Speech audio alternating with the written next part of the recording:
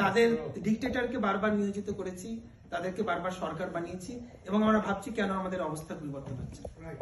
Radical যে Islamic সোশ্যালিজমের idea উনি দিয়েছেন, উনি একটা খুব দুর্দান্ত দর্শন দিয়েছেন। আজকে যে মুসলিম বিশ্বের এই অবস্থা, সেটাও কিন্তু আমরা যদি গভীরভাবে ভাবার চেষ্টা করি, সেখানে আমরা দেখতে পাবো যে এইটাই হলো উত্তরণের পথ। আমাদের ভাষা নিয়ে দেওয়া পথ হলো উত্তরণের পথ। তিনি বলছেন, one of the core tenets of Prabhupada is to live by the ideals ordained by God and shunning directionless wandering of the nafs or soul. আমাদের ডিজায়ার থেকে বেরিয়ে গিয়ে ঈশ্বরের সৃষ্টির জন্য নিজেকে নিয়োজিত করা, সেটা আমাদের আইডিয়াল হওয়া উচিত।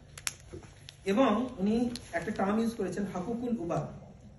তখন বলেছিলাম যে আপনি একটা বাংলা ভাষণে এই দর্শনের উপরে একটা বই আপনি লিখেন, এই বইটা ভাষানী ফাউন্ডেশন আপনার সহযোগিতা করবে। আমি সবার সামনে কথা দিচ্ছি, আসিফ আকরাম সাহেব, আপনি যত বড় বই হোক আপনি লিখবেন, আমি যোগাযোগ করবো আপনার সাথে, নাসেরও যোগাযোগ করবে। আমরা আগামী বছর মাওলানা ভাসানীর একটা অনুষ্ঠান আমরা খুব বড় করে করতে চাই। সেই অনুষ্ঠানের শুরু দিয়ে আমরা এই বইটা সবার হাতে দিতে চাই। আজকে এখন বক্তৃতা করবেন আমাদের মাওলানা ভাসানীকে এতটা ভালোবাসেন। মহাদেশে ইতিহাসে এক অবিস্মরণীয় নাম।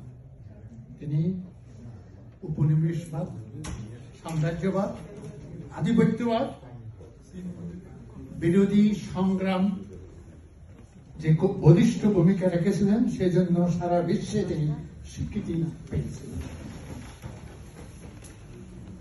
তবে দেশে মাওলানা ভাসানী খুবই বড় পরিচয় ছিল মুসলিম জননেতা হিসাবে। এর কারণ তিনি দেশের কৃষক শ্রমিকদের অধিকার আদায়ের জন্য জীবন উৎসর্গ। দেখলাম সবাই চলে গেছে, সবাই বিদায় নিয়ে গেছে, শুধু অনুষ্ঠানের আয়োজকরা ছাড়া। আজকে আমি অনেক ধন্য মনে করছি, আপনারা সব বাকিরা রয়ে গেছেন এবং বেশ এনলাইটেন্ড পিপলরা রয়ে গেছেন। তো এখন কথা হচ্ছে যে একটা নেগেটিভ জিনিসের পজিটিভ ব্যাপারও থাকে। তো আমি সাধারণত একজন ভালো শ্রোতা না।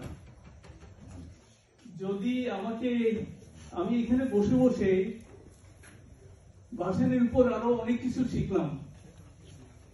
ভাসানীর ব্যাপারে যেন শেখার শেষ নেই। আমি ভাসানীর উপর